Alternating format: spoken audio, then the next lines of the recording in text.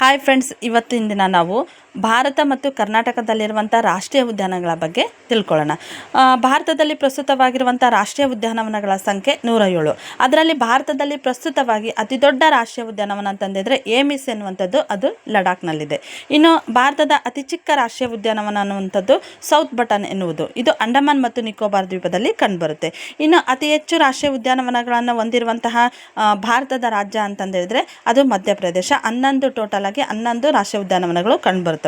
ಇನ್ನು ಅತಿ ಹೆಚ್ಚು ರಾಷ್ಟ್ರೀಯ ಉದ್ಯಾನವನಗಳನ್ನು ಹೊಂದಿರುವಂತಹ ಭಾರತದ ಕೇಂದ್ರಾಡಳಿತ ಪ್ರದೇಶ ಯಾವುದಂದ್ರೆ ಅಂಡಮಾನ್ ಮತ್ತು ನಿಕೋಬಾರ್ ಎನ್ನುವಂಥದ್ದು.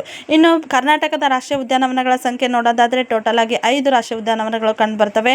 ಅದರಲ್ಲಿ ಕರ್ನಾಟಕದ ಅತಿ ದೊಡ್ಡ ರಾಷ್ಟ್ರೀಯ ಉದ್ಯಾನವನ ಅಂದರೆ ಬಂಡೀಪುರ ರಾಷ್ಟ್ರೀಯ ಉದ್ಯಾನವನ, ಅದು ಚಾಮರಾಜನಗರದಲ್ಲಿ ಕಂಡುಬರುತ್ತೆ. ಇನ್ನು ಅತಿ ಚಿಕ್ಕ ರಾಷ್ಟ್ರೀಯ ಉದ್ಯಾನವನ ಬನ್ನೇರುಘಟ್ಟದಲ್ಲಿ ಕಂಡುಬರುತ್ತೆ, ಅದು ಬೆಂಗಳೂರಿನಲ್ಲಿದೆ. ಅದು ಚಿಟ್ಟೆಗಳಿಗೆ ಹೆಸರುವಾಸಿಯಾದಂತಹ ಒಂದು ರಾಷ್ಟ್ರೀಯ ಉದ್ಯಾನವನ ಆಗಿದೆ. ಇನ್ನು ಇತ್ತೀಚೆಗೆ 107ನೇ ರಾಷ್ಟ್ರೀಯ ಉದ್ಯಾನವನವನ್ನಾಗಿ ಒಡಿಸ್ಸಾದಲ್ಲಿರುವಂಥ ಸಿಂಪ್ಲೆಪಾಲ್ ಎನ್ನುವಂಥದ್ದನ್ನು ಘೋಷಣೆ ಮಾಡಲಾಯಿತು. ನೆಕ್ಸ್ಟು ಭಾರತದ ಮೊದಲ ರಾಷ್ಟ್ರೀಯ ಉದ್ಯಾನವನ ಅಂತಂದೇಳ್ಬಿಟ್ಟು ನಾವು ಜಿಮ್ ಕಾರ್ಬೆಟ್ ರಾಷ್ಟ್ರೀಯ ಉದ್ಯಾನವನವನ್ನು ಕರಿತೀವಿ.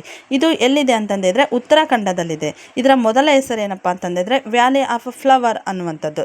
ಇನ್ನು ಏಕಕೆಂಬಿನ ಗೆಂಡಾಮೃಗಕ್ಕೆ ಹೆಸರುವಾಸಿಯಾದಂತಹ ಒಂದು ರಾಷ್ಟ್ರೀಯ ಉದ್ಯಾನವನ ಯಾವುದು ಅಂದರೆ ಕಾಂಜಿರಂಗ ರಾಷ್ಟ್ರೀಯ ಉದ್ಯಾನವನ ಅನ್ನುವಂಥದ್ದು, ಅದು ಅಸ್ಸಾಂನಲ್ಲಿ ಕಂಡುಬರುತ್ತೆ. ಇನ್ನು ಕರ್ನಾಟಕದಲ್ಲಿರುವಂಥ 5 ರಾಷ್ಟ್ರೀಯ ಉದ್ಯಾನವನಗಳನ್ನು ನಾವು ಬಿಬ್ಯಾಂಕ್ ಎನ್ನುವಂತಹ ಒಂದು ಸೂತ್ರದ ಮೂಲಕ ನೆನಪಿನಲ್ಲಿ ಇಟ್ಕೋಬಹುದು. ಬಿ ಅಂತಂದಿದ್ರೆ ಬಂಡೀಪುರ ರಾಷ್ಟ್ರೀಯ ಉದ್ಯಾನವನ ಚಾಮರಾಜನಗರದಲ್ಲಿದೆ. ಬಿ ಅಂದರೆ ಬನ್ನೇರುಘಟ್ಟ ರಾಷ್ಟ್ರೀಯ ಉದ್ಯಾನವನ ಬೆಂಗಳೂರಲ್ಲಿದೆ. ಎ ಅಂತಂದಿದ್ರೆ ಅಂಶಿ ರಾಷ್ಟ್ರೀಯ ಉದ್ಯಾನವನ ಉತ್ತರ ಕನ್ನಡದಲ್ಲಿ ಕಂಡುಬರುತ್ತೆ. ಇನ್ನು ಎನ್ ಅಂದರೆ ನಾಗರಹೊಳೆ ರಾಷ್ಟ್ರೀಯ ಉದ್ಯಾನವನ ಕೊಡಗು ಜಿಲ್ಲೆ ಮತ್ತು ಮೈಸೂರಲ್ಲಿ ಕಂಡುಬರುತ್ತೆ. ಇನ್ನು ಕುದುರೆಮುಖ ರಾಷ್ಟ್ರೀಯ ಉದ್ಯಾನವನ ಅಂತಂದಿದ್ರೆ ಚಿಕ್ಕಮಗಳೂರಲ್ಲಿ ಕಂಡುಬರುತ್ತೆ. ಟೋಟಲ್ ಆಗಿದ್ದು ಭಾರತ ಮತ್ತು ಕರ್ನಾಟಕದಲ್ಲಿರುವಂಥ ರಾಷ್ಟ್ರೀಯ ಉದ್ಯಾನವನಗಳ ಸಂಖ್ಯೆ.